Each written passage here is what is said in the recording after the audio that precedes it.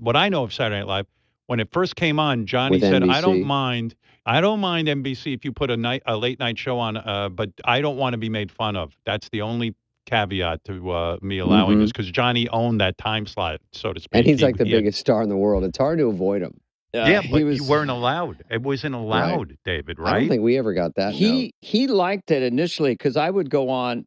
I was hot at the time, so I would go on his yearly anniversary show and sit with him, and then he would show a montage of my appearances, and I did that for 3 years in a row.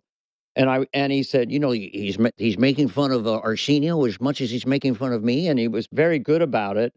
And then there was one sketch that did make him come off a little senile. I think that Susan Day was on, and Johnny didn't know that the Partridge Family hadn't been on in 15 years. So is that a good show for you? How's that David Cassidy? I mean, the girls really like him. And I didn't write that one. And I did put up a red flag with Lauren and others. And they were like, oh, please, Johnny be fine. But that was it. I was never went on the show again. He doesn't say anything to you. You never hear from the guy again. You just No more. never hear of him. And Jay Leno had told me that because of the style of impression I did, because I do believe that everyone becomes a caricature of themselves at some point. And it wasn't the rich little one who was great, but he was just doing, little birdie told me doing the monologue. This was Johnny's little Johnny-isms. So, somebody told me, that kind of guy.